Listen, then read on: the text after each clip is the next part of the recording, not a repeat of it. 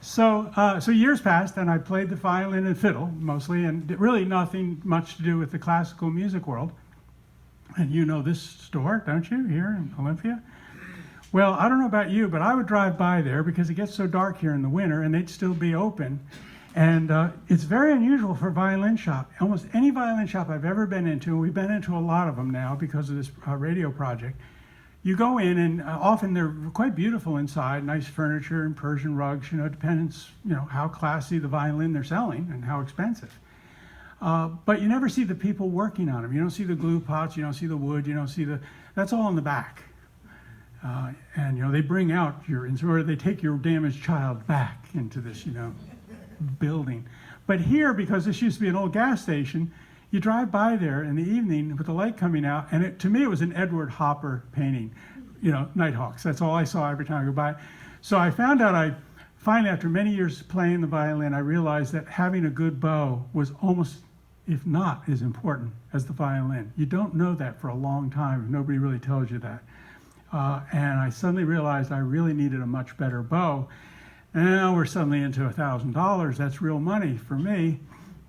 And I went in one day and I said to Bob Ray, the owner, he's just retired, and I said, Bob, would you consider trading an original painting that my wife Paula would do of the shop in exchange for a violin bow? And he said, yeah, let's have a deal.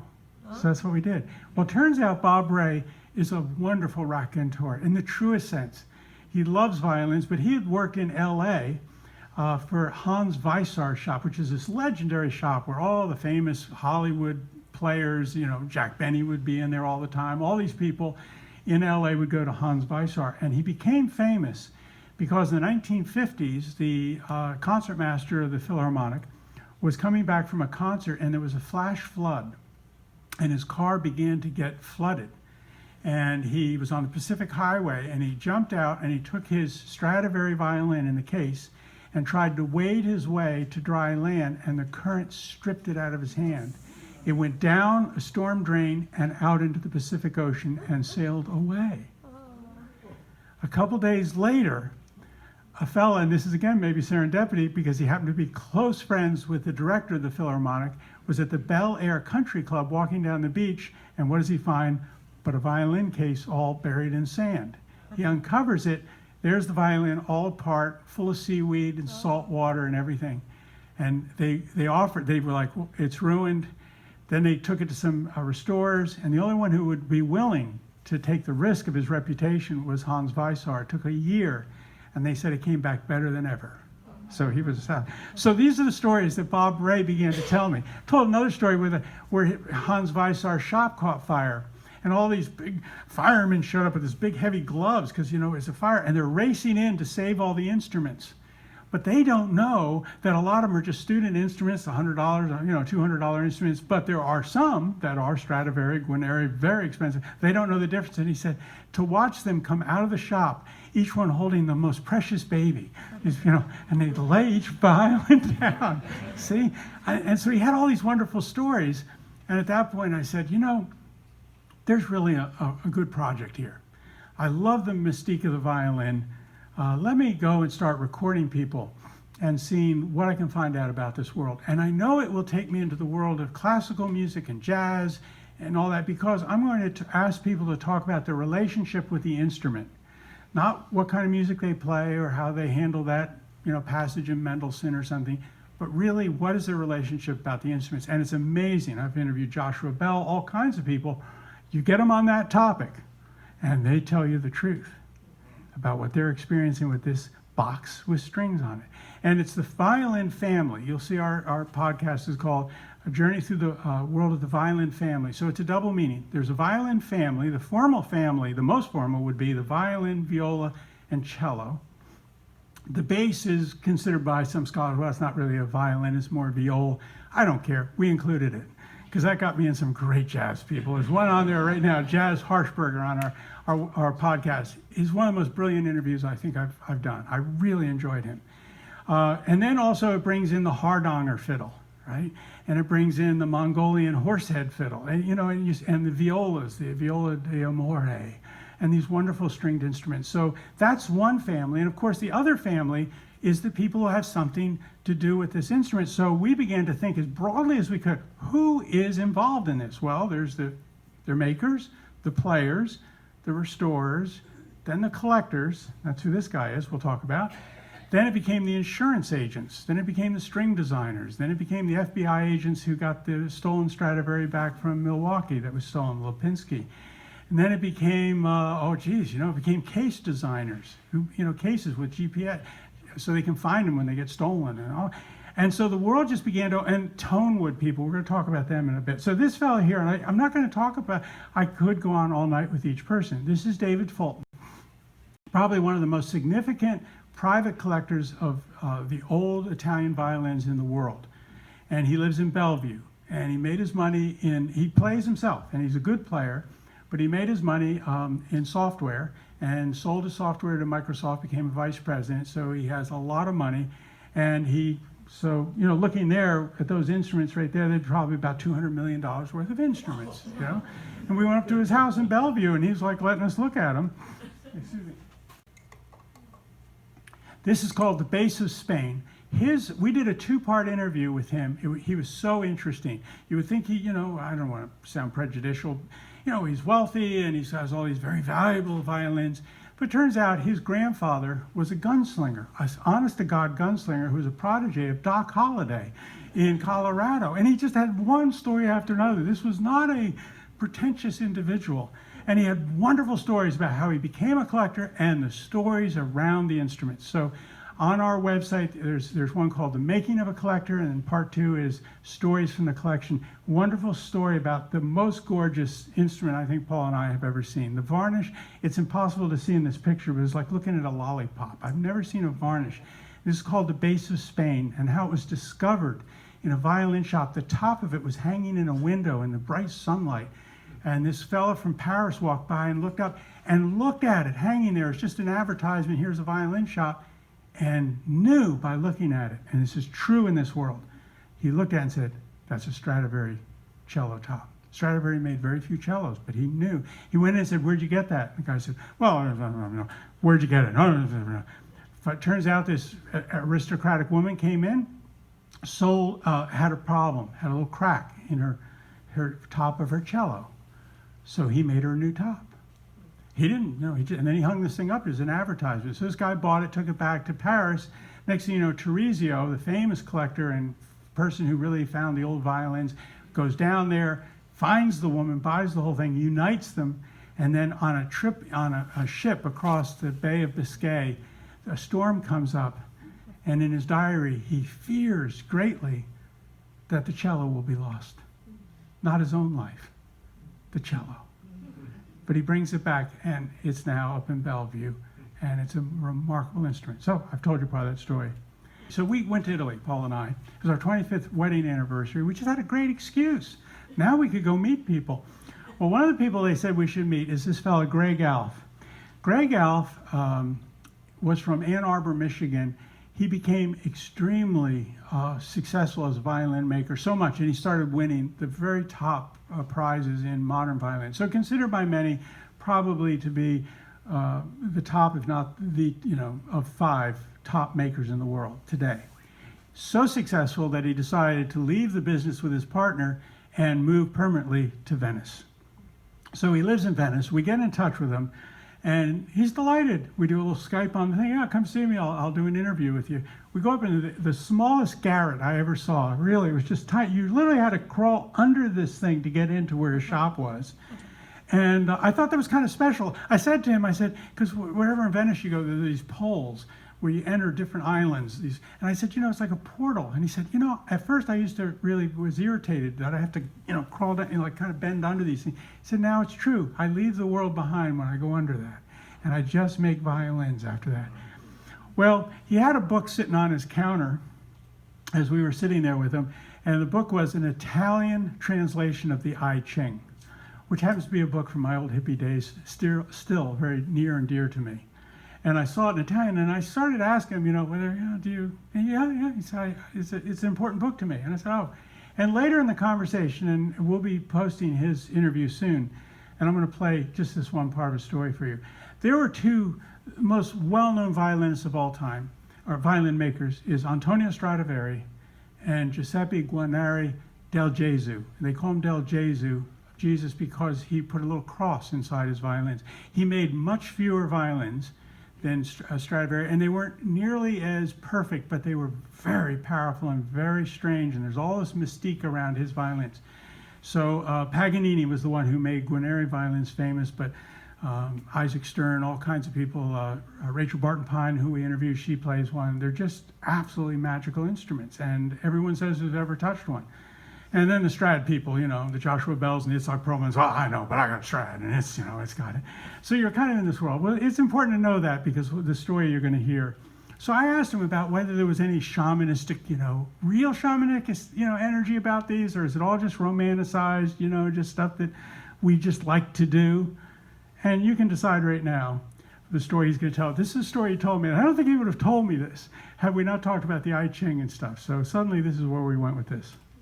I've had experiences with a guru one time who we invited to our home. He needed a hip operation and the hip replacement, and the thought of a guru. He was traveled, he had battle poverty, traveled the world, just helping people, and he'd give lectures on yoga, but it was more often family problems that he'd have to sort out at first, and then he needed a hip replacement, and the thought of a guru that yogi and then couldn't do yoga was so sad that my wife offered to help him raise the money, and so we as a family took this challenge on, and we raised $70,000 for his hip replacement, and he came to our home and he lived with us for a couple of months, and this surgery was done in Ann Arbor. And while he was there, he had a chance to see the shop, and I had a Guarneri del Gesù at that time that was on the sofa the first time he came in with the other instruments, and he immediately went over to the Guarneri and picked it up, and I was curious why that one over the other ones. The other ones were antique. There was a visual difference. To me, I would know which one it was, and I was curious what he had seen, and he told me there was an energy to it. He could feel an energy of that violin, a karma or something about it, and I was very curious about that. So I went to Penny's. We got a dozen pillowcases, and the next day when he came, all the violins were in pillowcases on the sofa, and he could pick that Guarneri out. And we did it every time for a week, and he could absolutely out of one. And in fact, at the end, I put the Guarneri in the safe, and he sort of said, well, you're tricking me. It's not there. It's behind and pointed at the safe. So he could feel the energy field of that violin somehow. I mean, the 1 out of 7 chances or 1 out of 10 times that he did it. And I said, well, I'm curious about how do you handle it? How are you? And he knew that this violin had a lot of generosity around it, but a lot of some stinginess too, and some other things. And he could feel sort of the soul of the violin in some way. So then he goes on about how they wound up asking him if he could like put that into other violins they made. And so when you hear the interview, it's really quite interesting how they dealt with this phenomena, this fellow being able to do that. So we left Venice, my wife and I, and we headed right up to this area, which is called the Dolomites. If you've been to Italy, this is right on the border of Austria, and right up in that, up there. And this is where the famous valley called the Val di Fiemme is located. We just this Sunday posted the first of a 2-part interview with several people, but the first one is with Piera Cerisa, and she runs a tonewood company up there. And so here's the town of Cavallese, and this is the famous forest. And these trees are, they cut them at around 200 years to 250 years. They grow very slowly, which makes the grain extremely tight, which is what makes them absolutely remarkable. And they do this thing where famous violinists can come up into the forest, and they can pick a tree, and the tree is then dedicated to them. They don't cut the tree, they don't take it with them, but their name is on the tree. But they have to do a concert in the forest, you know. I mean, it was just great. So here, this Sunday, the second part will go up, and it'll have the interview with Bruno Crozanani, and he is the director of the entire forest, of which the Val di Fiemme is part. And then we were invited up to the Forester's Lodge for lunch, And they took us under their wing, people, the tourism people. We had just made one phone call, and suddenly doors were opening, and they were taking us everywhere. And we were given a tour of the forest by the head forester. He spoke no English. We had an interpreter. It was hilarious. You know, of course, I understood everything he was saying. I really do get this part. I was perfectly comfortable in Italy. You know, as long as I could do that, I was cool. And but at one point, I somehow said to him that I had a school bus, and I'd driven across the. I don't know how it even came up. And we were at lunch, and his face, he's a very joyful man. He just looked at him, he went, hippie. And I said, yes. And he goes, hi, a hippie, I like a hippie. So we had the run of the forest because of that guy. And so this is the town, Tesoro, which is right next to Cavalesia. This is where Piera has her factory. And if you go online, or you can listen to the interview with her. And part of it was done in the factory. Then part of it was done back in the town of Cavalesia. And this is what's so unique about this area, it's called an autonomous region. Well, of course, almost all of Italy was autonomous for, each area was its own place until really the late 1800s, when it became Italy as we know Italy. But particularly up in the high Alps, because the Huns, the barbarian invasions never reached back into those valleys, you really have this form of democracy, which you find in Switzerland and you find in this area, where the community owns the forest. It's not owned by private companies, and they have been managing it sustainably in a most remarkable way. I've talked to environmentalists in the music world, and they'll say, it's the jewel of the right way to manage tonewood. And you do go up and hit these trees, and they go bong. I mean, you're hitting a 200-year-old tree, go bong, and it really does go bong. It's amazing. And so this is where they would meet, the elected officials of this whole area, and there's that bowl right in the center, and they would drop white or black stones when they voted on whatever the issues might be. So Piera told me about her father, how she started the company and everything. And then as she wound up telling me a whole story, which is in the interview. I'm jumping. I know I'm doing this. I'm just for time's sake. But there's a kind of, now you've seen the back of many violins.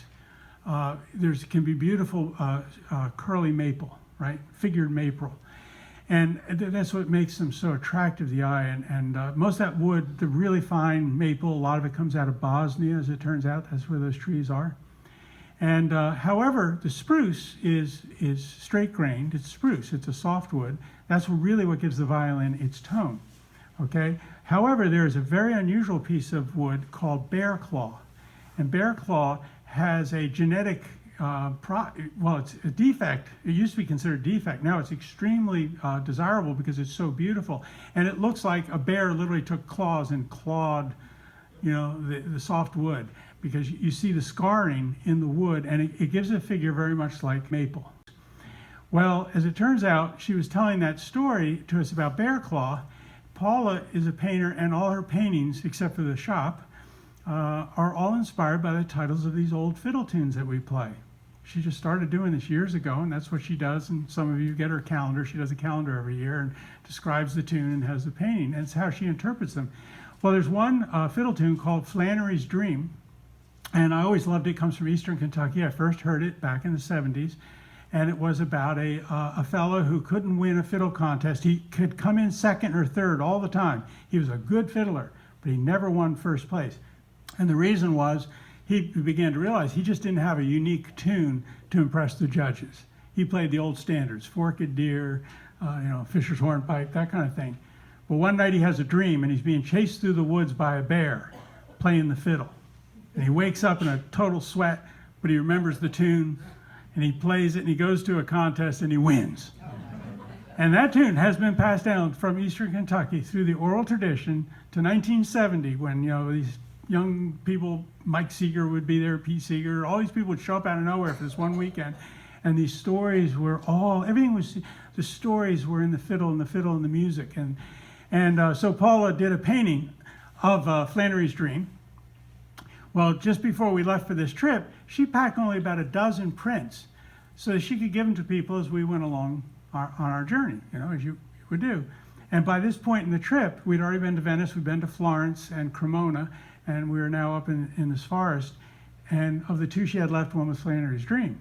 bear claw, right? So perfect. So Paula raced out to the car, got it, and brought it back in and gave it to Pierre. And then the tourist lady said, well, you're going to lunch. That's when we were going up to lunch, the Forester's place. So we're racing out to go out. And as we get into the car, Pierre comes running out, holding up a piece of bear claw and saying, to make a violin, take this with you. So it's here. I had passed it. Oh.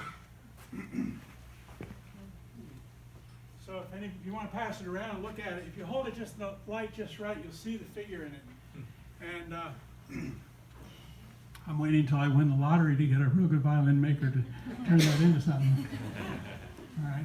Now, I wish, and in the podcast I said, I wish I could leave this wonderful romantic story and say that was our trip there, and it was. We had such a good time. We're still in touch with everyone. But just as I was preparing this podcast to put up last weekend, Paula went on the website and found out that those storms that hit Italy tore through the Val di Fiemme and tore the place apart. And so Piera has started, and some other companies, but Piera's company has started a crowdsourcing campaign to raise as much money so they can hire enough people to save as much of the wood before it becomes unusable. Remember, only 1% of all the trees can be used for tone wood, and only the lower so many feet can be used until you have branches. It's a very small amount of wood that can really be used for these instruments. So they started a campaign. And they're trying to save this wood. And right now there's still snow. This is like 7 months of snow up here. It's very high in the altitudes. But they know this summer, by July, they're going to really be up against it. So, but it's a cool thing. They're asking people to donate money, but they're also saying, we will give you the money back when the wood sells. So they usually will dry it for 5 years is the shortest they do. And once the wood starts to sell, they will pay back whoever gives them money. So if you want to buy a tree, you can buy a tree.